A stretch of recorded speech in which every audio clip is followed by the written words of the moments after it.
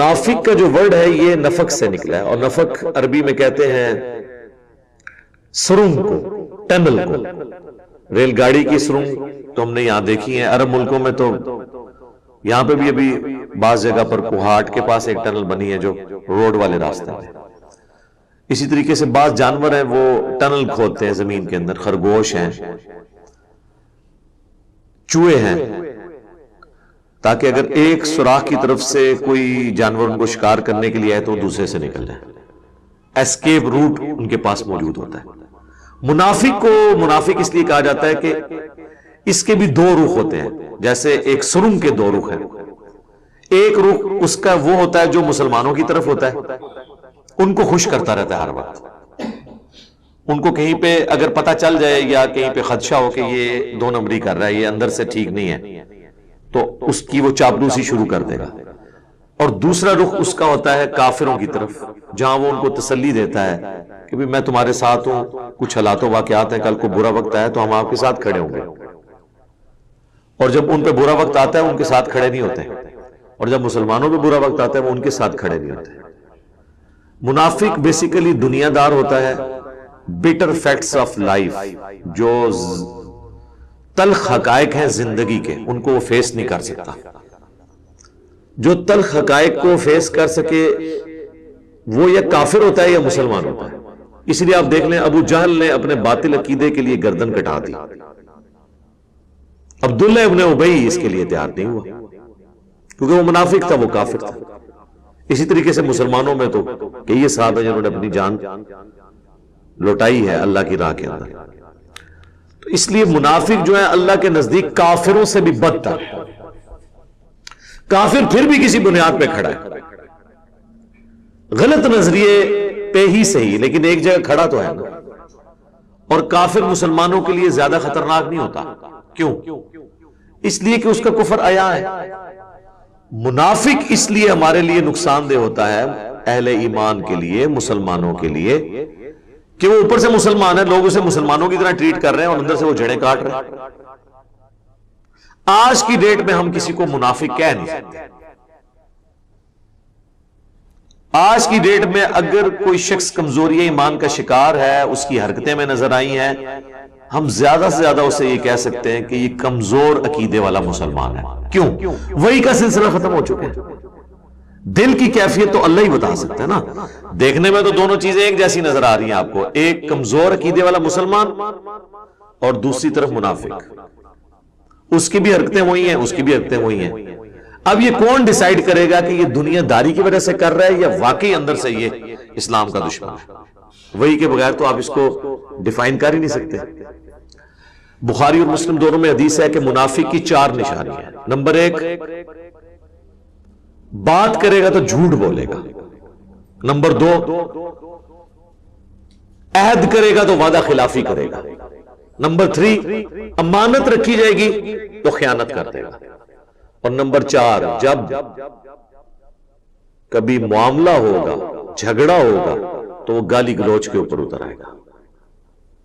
اب مجھے بتائیں ان 4 میں سے کون سی ایسی نشانی ہے، کوئی ایک نشانی جو کوئی مسلمان دنیا میں دعویٰ کر سکے کہ میرے ساتھ ایسا کبھی ایسا نہیں ہوا، الا ماشاء اللہ۔ اور نبی علیہ السلام فرمایا جس میں 4 پائی جائیں وہ پکا منافق، جس میں 1 پائی جائے وہ منافقت کے اوپر، ایک شاخ کے اوپر تو ہے۔ بات کرے جھوٹ بولے۔ جھوٹ اس وقت دنیا میں کس قوم کا ترہ امتیاز بنا ہوا ہے؟ وعدہ کرے، وعدہ خلافی کرے، وعدہ خلافی کس قوم کا ترہ امتیاز بنا ہوا ہے؟ امانت رکھی جائے، خیانت کر دے۔ ہمارے جو حکمران ہیں یہ جب حلف اٹھاتے ہیں میں آئین پاکستان کا وفادار رہوں گا، اور سارے فراڈ یہ لوگ کر رہے ہوتے ہیں، چاہے وہ پولیٹیکل لیڈرز ہوں، چاہے وہ ریاستی اداروں کے لوگ ہوں، آئین کے ساتھ غداری کرتے ہیں۔ تو امانت رکھی جائے، خیانت کر دی۔ اور جب جھگڑا ہو تو گالی گلوچ پہ اترے، تو گالی گلوچ تو تکیہ کلام بنا ہوا ہے۔ لیکن ہم ان سب لوگوں کو منافق نہیں کہتے، ہم کہتے ہیں کہ یہ عملاً منافق ہے۔ عقیدے میں ہمارا حسن ظن ہے کہ مسلمان ہی ہوں گے، اعمال ان کے منافقین والے ہیں۔ لیکن ہم انہیں منافق نہیں کہیں گے. یہ ان کو کہا جاتا ہے، اس کی ٹرم جو ڈیوائز کی جاتی ہے وہ ہے عملی منافق، اور دوسرا ہوتا ہے اعتقادی منافق. اعتقادی منافق نبی علیہ السلام کے زمانے میں تھے، جو وحی کے ذریعے بتا دیا گیا، عبداللہ ابن ابی یا اس کے ساتھی. آج تو ہم کسی کو نہیں کہہ سکتے کہ یہ منافق ہے. ہاں عملاً کہہ سکتے ہیں کہ یہ عملاً نفاق والا ایٹیچیوڈ اس میں پایا جاتا ہے. ہو سکتا ہے عقیدے میں بھی کئی ہمارے ساتھ منافقین ہو، ہمیں پتہ نہیں ہے. کئی امام مسجد اور خطیب اور مفتیاء پاکستان میں نہیں پکڑے گئے جن کے ختنے بھی نہیں ہوئے تھے، وہ روا کے ایجنٹ تھے. ان کی خاطر تو کتنے لوگوں نے عوام الناس سے جھگڑے بھی کیے ہوں گے مفتی صاحب کی عزت افزائی کے لیے کہ جی آپ کو مفتی صاحب سے بات کرنے کی تمیز نہیں ہے، اور پتہ یہ بعد میں چلا کہ مفتی صاحب کے تو ختنے ہی نہیں ہوئے. یعنی وہ ہندو تھے، مسلمان بنے ہوئے تھے اوپر سے. تو وہ آج کی ڈیٹ میں جب تک ایون ختنے بھی چیک ہو جائیں پھر بھی وہ کنفرم نہیں ہے، ختنے کرا کے بھی آ سکتا ہے کوئی ایجنٹ. تو آج کی ڈیٹ میں آپ یہی کہیں گے کہ عملاً منافق ہے، اعتقاداً تو ہم نہیں کہہ سکتے. عملاً تو مسلمان بھی کافر بھی ہو سکتا ہے. ایک عملی کافر ہے، ایک اعتقادی کافر ہے. اعتقادی کافر جس طرح ہم کہتے ہیں ہندو ہیں، عیسائی ہیں، بدھسٹ ہیں، یہودی ہیں، یہ سب. لیکن عملاً کافر تو قرآن حکیم میں اللہ تعالیٰ نے فرمایا وَأَقِيمُوا الصَّلَاةَ وَلَا تَكُونُوا مِنَ الْمُشْرِكِينَ، اور نماز کو قائم رکھو اور مشرکین میں شامل نہ ہو جانا. اور صحیح مسلم میں 246 نمبر حدیث ہے، بندے کے کفر اور ایمان، شرک اور ایمان کے درمیان فرق نماز ہے. جو نماز نہیں پڑھتا وہ عملاً کافر ہے. کیوں؟ اس کا عمل کافروں والا ہے. وہ کافر ہوتا ہے جو نماز نہیں پڑھتا، مسلمان تو نماز نہیں چھوڑتا. جامعہ ترمذی میں شقیق تابعی کا قول ہے کہ صحابہ اکرام علیہم رضوان تارک الصلاح کے علاوہ کسی کی تکفیر نہیں کرتے تھے. جو نماز نہیں پڑھتا تھا اسے وہ کافر سمجھتے تھے. یہ کتنا سینسٹیو ایشو ہے. لیکن آج کی ڈیٹ میں جو کلمہ پڑھ رہا ہے اب ہم اسے کافر نہیں کہہ سکتے چاہے وہ نماز نہ بھی پڑھتا ہو. اب یہی کہیں گے سستی کی وجہ سے نہیں کر رہا. اب اللہ کی مرضی اسے معاف کرے یا نہ کرے تو اللہ کی مرضی ہے، ہم تو نہیں ڈیسائیڈ کر سکتے آخرت کا معاملہ. لیکن اسے بتائیں کہ بھائی عملاً تم کافر، تمہارا عمل کفر والا ہے.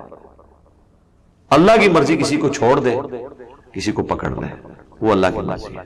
ہر یہ پیورلی ٹیکنیکل بحث ہے. علماء عرب نے تو فتویٰ دیا ہے کہ جو بندہ سرے سے نماز نہیں پڑھتا وہ دار اسلام سے خارج ہے. اس کا جنازہ بھی نہیں پڑھا جائے گا، اس کو کوئی مسلمان بچی بھی نہیں دے سکتا. وہ جسٹ لائک ایتھیسٹ ہندو اور بدھسٹ ٹریٹ ہوگا. علماء عرب کا یہ فتویٰ ہے. آلموسٹ یہی فتویٰ امام شافعی، امام احمد بن حنبل کا ہے.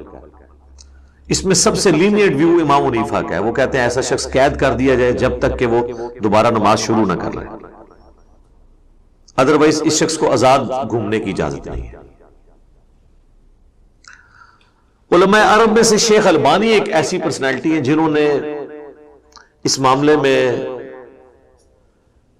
بخاری اور مسلم کی ایک حدیث کا سہارا لیا ہے کہ نبی علیہ السلام فرماتے ہیں کہ میں جب آخری دفعہ جہنم کی طرف جاؤں گا، بلکہ آخری بھی نہیں، یہ سیکنڈ لاسٹ ٹائم ہوگا، تو بڑی اللہ تعالیٰ حکم دے گا کہ جس کے دل میں رائی کے دانے کے برابر ایمان ہے اور اس نے زندگی میں صرف ایک ہی دفعہ پڑھا ہوا ہے لا الہ الا اللہ محمد رسول اللہ، اور اس کے علاوہ اس کے پلے کوئی نیکی نہیں ہے، اس کو بھی میں جہنم سے نکال کے جنت کی طرف لے جاؤں. اب یہ حدیث بخاری مسلم دونوں میں ہے. تو شیخ البانی کا موقف اس حدیث کی بنیاد پہ یہ ہے کہ اگر کوئی شخص صرف کلمہ پڑھتا ہے اور اس کے پلے اس کے علاوہ کوئی نیکی نہیں، یعنی نہ اس نے نماز کبھی پڑھی، نہ کبھی روزہ رکھا، نہ کوئی اور نیکی کا کام، الٹیمیٹلی وہ بھی جہنم سے نکال لیا جائے گا کلمے کی برکت سے. اور وہ اس حدیث کی بنیاد پہ یہ سمجھتے ہیں کہ ہمیں تارک الصلاح کو کافر نہیں کہنا چاہیے، باقی ہر طرح کی سرزنش اس کے اوپر کریں، لیکن جب وہ کلمہ گو ہے نا تو کلمے کا احترام کریں. اس کو سپورٹیو وہ حدیث بطاقہ بھی ہے نا، کاغذ کے پرزے والی حدیث، بطاقہ عربی میں کہتے ہیں کاغذ کا ٹکڑا، جو جامعہ ترمذی میں حدیث ہے کہ قیامت والے دن ایک شخص کے 99 دفاتر گناہوں کے کھولے جائیں گے اور دوسری طرف اس کے پلڑے میں صرف ایک کاغذ کا ٹکڑا رکھا جائے گا جس پہ لا الہ الا اللہ محمد رسول اللہ لکھا ہوگا. اور وہ شخص حیران ہو رہا ہوگا کہ میرے اتنے گناہوں کے سامنے یہ ایک پرزہ کیا کر سکتا ہے. تو وہ کلمے والا پلڑا بھاری ہو جائے گا، اسے جنت کا حکم سنا دیا جائے گا. لیکن وہ ایک ہی شخص ہوگا جس کو نبی علیہ السلام نے رپورٹ کیا. آپ نے یہ نہیں کہا کہ جتنے بے نمازی ہیں ان کے لیے کاغذ کے ٹکڑے وہاں پہ تیار ہیں، کام چک کے رکھو. نہ. اس طریقے سے بخاری مسلم میں جو حدیث ہے کہ ایک بدکار عورت تھی، اس نے اپنے چمڑے کے موزے میں ایک پیاسے کتے کو پانی پلا دیا تو اللہ تعالیٰ نے اسے بخش دیا. تو اس کا یہ قطعاً مقصد نہیں کہ حضور یہ کہہ رہے ہیں کہ بدکار عورتیں جو ہیں وہ ہفتے میں ایک دفعہ کتوں کو پانی پلا لیا کریں، ورنہ دوسری تو وہ بھی حدیث ہے بخاری و مسلم دونوں میں کہ ایک نیک عورت تھی، اس نے ایک بلی قید کی اور وہ بھوکی پیاسی مر گئی. نبی علیہ السلام فرمایا اس کی وجہ سے وہ جہنم میں. دوسری طرف حقوق العباد بھی نہیں بلکہ جانوروں کے حقوق کے معاملے میں بھی اللہ تعالیٰ گرفت کر سکتا ہے. لہذا اس معاملے کو ہلکا نہیں جاننا چاہیے. ہم آخری درجے تک کوشش کرتے ہیں کسی کی تکفیر نہ کریں، لیکن اگر دنیاوی منفعت کو دیکھا جائے تو کوئی شخص بھی اگر اس کو یہ پتا چل جائے کہ جو یہ نہیں کرتا وہ غدار وطن ڈکلیئر ہوگا اور ایک ہفتے کے اندر پھانسی لگ جائے گا، تو آپ دیکھیں یہ سارے لوگ نماز شروع کر دیں گے. وہ کہیں گے جی یہ تو ڈیفینیشن جب ہوگی محب الوطنی کی، حب الوطنی کی، ادروائز پھانسی چڑھ جانا ہے جس نے نماز نہ شروع کی، تو اس کا مطلب یہی لے رہے ہوں گے. البتہ صحیح مسلم کی جو حدیث ہے نا 246 کہ بندے کے کفر اور ایمان، شرک اور اسلام کے درمیان فرق نماز ہے، اس کا مطلب وہ یہ نہیں لیں گے.